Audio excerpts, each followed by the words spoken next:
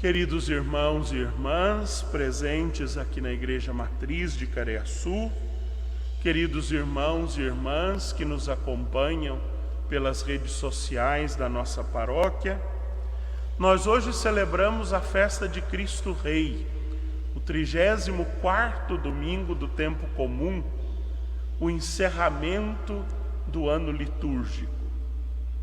Estamos terminando um ano em que nos dedicamos a partir da liturgia, ao seguimento de Jesus. E quando nós encerramos o ano, a liturgia nos faz também encerrar a leitura que fizemos continuamente do Evangelho de São Mateus. Repetimos aqui imensas vezes que o Evangelho de São Mateus está organizado em 5 grandes sermões, em 5 grandes discursos, fazendo um paralelo aos 5 livros da lei, da Torá, o nosso Pentateuco. São Mateus também é o evangelista que mais realça a atitude de Jesus como mestre. No Evangelho de Mateus, Jesus se senta para ensinar. E isso para os orientais é algo muito significativo. Significa que Jesus não ensina com pressa, que Jesus dedica tempo ao magistério. Tanto que vem lá do Oriente, o costume de dizer que nas universidades existem cátedras. Cátedras são cadeiras. Cátedras são lugares onde os mestres se assentam para ensinar. No Evangelho de Mateus, Jesus é um grande mestre que ensina os seus discípulos a viver conforme o seu projeto de vida. É curioso que os 5 grandes discursos, como 5 grandes aulas, como 5 grandes livros no Evangelho de Mateus, comecem no início do Sermão da Montanha, o primeiro grande sermão, pelas bem-aventuranças. Bem-aventurados os pobres, bem-aventurados os mansos, bem-aventurados os aflitos, bem-aventurados os que têm fome e sede de justiça, bem-aventurados os perseguidos, bem-aventurados os misericordiosos, bem-aventurados os que promovem a paz.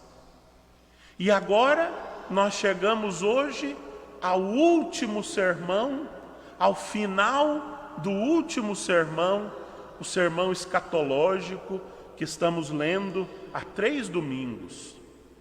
E no final deste sermão, Jesus como que volta àquela primeira aula e diz assim: vocês aprenderam? Vocês aprenderam aquilo que eu ensinei lá no sermão inaugural das bem-aventuranças? Pois bem, agora vamos fazer a prova final do discipulado. Mas a prova de Jesus não é uma prova de múltipla escolha, não é uma prova dissertativa. A prova que Jesus nos oferece hoje é um exame de consciência. Eu, quando ouço esta parábola do juízo final, eu me lembro de algumas experiências que eu passei. Não sei se vocês também passaram por isso, mas em algumas ocasiões, não foram muitas, mas em algumas ocasiões, os professores caprichavam tanto na última aula que eu parava e pensava assim: puxa, por que não aproveitei melhor esse semestre? Um professor, uma professora tão sábio diante de mim, e eu fiz corpo mole, e eu não aproveitei, e eu não li tudo que ele recomendou, e eu não fiz todos os exercícios que ele me pediu. Agora não vou ter aula mais com esse homem, não vou ter aula mais com essa mulher, e eu perdi a oportunidade. É isso que Jesus nos propõe. Jesus nos dá uma última aula tão brilhante que ele nos faz examinar a nossa consciência. Eu tive fome, e você? Se compadeceu da minha fome ou foi indiferente à minha fome? Eu tive sede, e você? Se compadeceu da minha sede ou foi indiferente à minha sede? Eu estava com frio, e você? Se compadeceu do meu frio ou foi indiferente ao meu frio? Eu era andarilho, passava aqui na Fernão Dias e entrava em Cariaçu. E você, se compadeceu da minha situação ou foi indiferente à minha situação? Eu estava doente, com Covid-19. E você, se compadeceu da minha enfermidade ou foi indiferente à minha enfermidade? Eu estava preso. E você? Publicou por aí que bandido bom é bandido morto? Ou se compadeceu do meu pecado e implorou a Deus a sua misericórdia, como eu ofereço a você, com o preço da minha vida, a misericórdia de Deus? Como é que nós estamos no seguimento de Jesus? É a prova final, é o juízo final. Jesus, com esta parábola, surpreende os judeus, mas surpreende também a nós. A parábola começa dizendo que o Filho do Homem vai sentar-se no seu trono, vai sentar-se na sua cátedra e vai reunir todos os povos da terra. Os judeus já ficaram desesperados.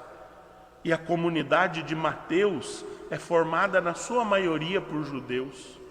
Porque os judeus acreditavam que todos os outros povos já estavam condenados. Eles eram o povo eleito, então só eles é que seriam salvos. Mas a parábola do julgamento diz que todos os povos da terra serão reunidos. E o Filho do Homem, como um pastor, vai separar as ovelhas dos cabritos. Se Jesus surpreendeu os judeus com a reunião de todos os povos da terra, ele surpreende a nós com os critérios do julgamento. Porque Jesus diz aqui na parábola que ele não vai perguntar se você foi à missa todos os domingos, ou pelo menos a assistiu pelas redes sociais ou pela TV. Jesus não vai perguntar quantos terços você rezou na vida. Jesus não vai perguntar se a sua confissão está em dia ou se ela está atrasada. Não. Jesus não aponta na sua prova final critérios religiosos. Pelo contrário, Jesus aponta critérios de solidariedade, de compaixão, obras de misericórdia. Foi assim que a igreja chamou esses critérios mais tarde. Isso não quer dizer que nós podemos então, o padre diz que não é importante vir à missa, rezar o terço é bobagem e confessar, a gente confessa quando a consciência pesar. Não, eu não disse isso. Só que os exercícios de religião, estes e todos os outros exercícios de religião que nós fazemos, eles têm que frutificar na nossa vida. Se forem exercícios inférteis, de nada eles adiantarão. A gente vem à missa para se encher do amor de Deus, para se alimentar da palavra e do corpo e sangue entregues do Senhor, para sermos misericordiosos ao longo de toda a semana, para sermos solidários ao longo de toda a semana, para sermos compassivos ao longo de toda a semana.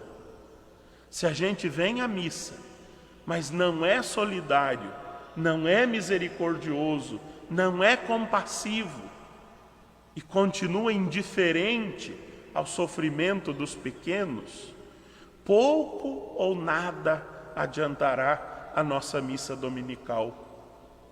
Nós rezamos o terço para contemplar Maria como a discípula perfeita do Senhor e nos inspirar nela a sermos também discípulos do Senhor. Nós nos confessamos para experimentar um banho de misericórdia, para sermos capazes de misericordiar os nossos irmãos, de agirmos com misericórdia uns com os outros. Se o Evangelho, se a graça de Deus não frutifica na nossa vida, nós não teremos o que apresentar a Deus no dia do juízo e seremos reprovados. Um consolo, que eu não sei bem se é consolo, é que tudo isso é graça, não é mérito nosso, é graça de Deus. Por isso que nós mais temos que nos esforçar é para nos abrir à graça e não para construir ou acumular méritos na nossa vida. Porque tanto os que vão para a direita quanto os que vão para a esquerda se surpreendem. Quando foi que nós tivemos com fome? Quando foi que nós tivemos com sede? Quando foi que nós fomos misericordiosos? Quando foi que nós fomos indiferentes? Nenhum deles agiu por própria iniciativa, tanto que eles nem reconheceram o Senhor naqueles a quem serviram, ou naqueles a quem não serviram. Tanto os salvos quanto os condenados se surpreendem pelas obras que fizeram ou que não fizeram. É um sinal que Jesus deixa na parábola, que fazer as obras que nos salvam é graça de Deus, não é iniciativa nossa. E quando nós temos a iniciativa, essa iniciativa já foi suscitada em nós pela graça. Por isso, meus irmãos e minhas irmãs, este último domingo do ano litúrgico, deve ser para nós um dia de grande exame de consciência a partir desses critérios que Jesus nos apresentou. Nós fazemos exame de consciência não para entrar em depressão e desanimar, muito pelo contrário. O objetivo do sermão escatológico de São Mateus é reavivar a esperança e a vigilância. Nós fazemos exame de consciência porque domingo que vem nós vamos começar um ano novo na liturgia. Mais uma vez o Senhor nos oferece uma oportunidade. Se não fomos bons discípulos neste ano, este ano difícil, esse ano diferente, esse ano em que nós fomos privados até de celebrar juntos a Páscoa, se neste ano nós não aproveitamos as oportunidades que o Senhor nos ofereceu, domingo que vem começa um ano novo. E aí nós não podemos perder as oportunidades. Por isso o nosso exame de consciência tem que ser cheio de esperança. O Senhor sempre renova a sua misericórdia para conosco e nos dá mais uma chance. Mas Ele espera de nós decisão. Ele nos oferece a graça, mas espera de nós o comprometimento. Que Ele nos ajude. Amém.